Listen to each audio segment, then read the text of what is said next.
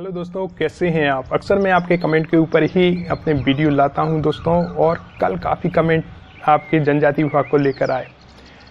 Newspaper के हवाले से यह बताया गया है कि जनजाति विभाग जो है अपनी शैक्षणिक योग्यता जहां आपकी कंप्लीट होनी चाहिए थी उसमें संशोधन कर रहा है। इससे क्या डीपीआई पे असर पड़ेगा, या जनजाति विभाग की वेटिंग लिस्ट है, चयन सूची है, उस पर असर पड़ेगा। हमारी डीपीआई की फाइनल चयन सूची कब तक जारी हो सकती है, कितने स्टेप रह गए हैं डीपीआई की ज्वाइनिंग में, वो सब इसमें डिस्कशन करने वाले हैं। सबसे पहले हम बात करते हैं आपके नोटिफिकेशन की। डीपीआई ने नोटिफिकेशन जारी किया था, उसमें स्पष्ट रूप से कहा था कि जब हम ज्वाइनिंग से संबंधित वास्तविक विज्ञप्ति जारी करेंगे उस तक आपकी योग्यता पूरी होनी चाहिए।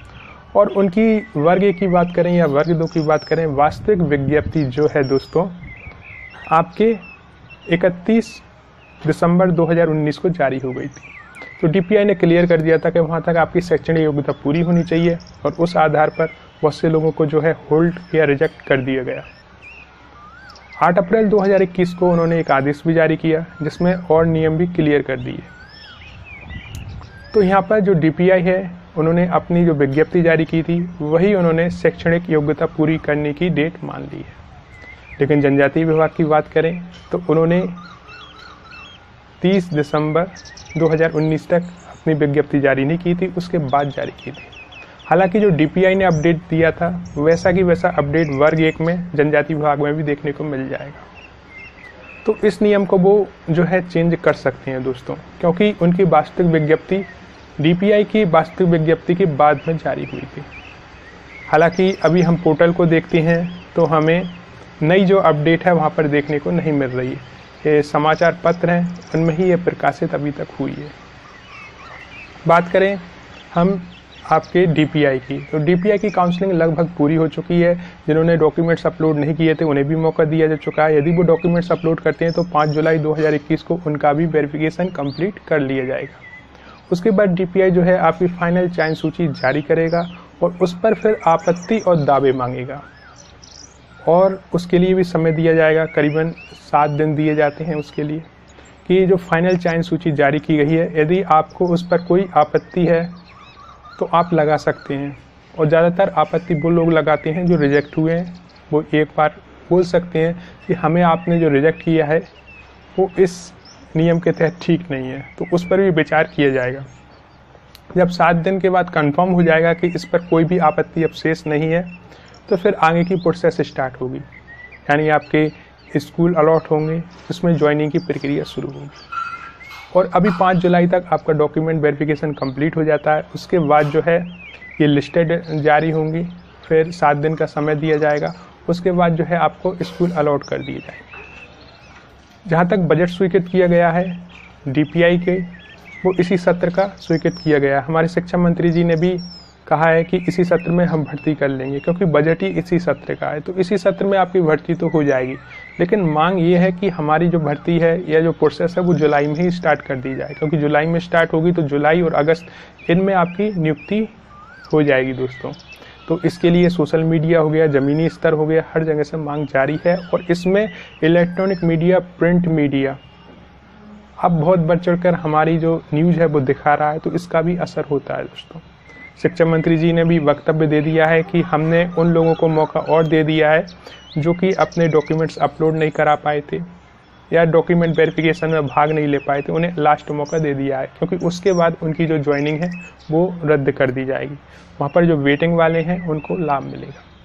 जनजाति विभाग यदि अपनी शैक्षणिक योग्यता पूरी करने के लिए 30 जून 2021 करता है तो डेफिनेटली बहुत से लोगों को वहाँ पर लाभ मिल जाएगा जो कि 2020 में अपनी योग्यता कंप्लीट किए हैं या 2021 में अपनी योग्यता कंप्लीट किए हैं दोस्तों। और वो बहुत से भाई बहनों ने कहा कि सर ये नियम फिर से चेंज कैसे हो सकते हैं। नियम तो ये था कि जब आपकी वास्तविक विज्ञप्ति जारी होगी ज्वाइनिंग से संबंधित, एक तो विज्ञप्ति होती है कि जो एग्ज़ाम से संबंधित होती है और एक विज्ञप्ति होती है जो ज्वाइनिंग से संबंधित होती है। तो वास्तविक विज्ञप्ति वही कहलाती है जो ज्वाइनिंग से संबंधित होती है, जैसे डीपीआई ने जारी की थी आपकी 30 दिसंबर 2019 को। ऐसे ही उन्होंने जो जारी की है उस हिसाब से वो इस रूल में चेंजेस ला सकते हैं।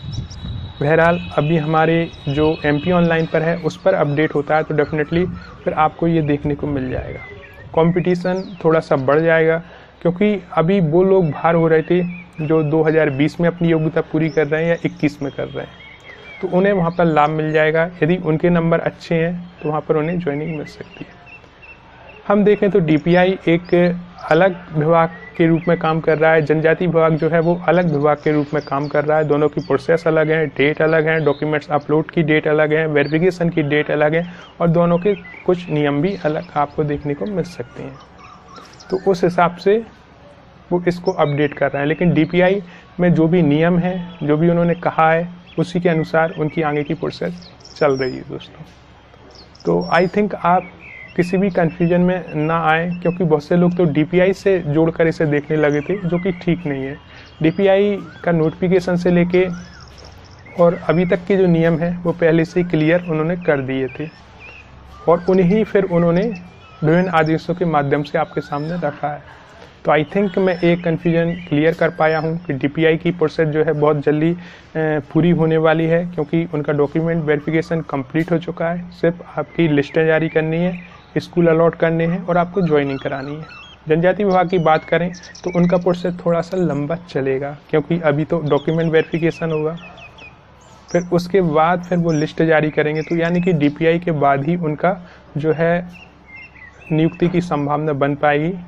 डीपीआई पहले नियुक्ति कर जाएगी, क्योंकि डीपीआई का तो बजट भी स्वीकृत है और सब कुछ स्वीकृत है और इसी सत्र का स्वीकृत है।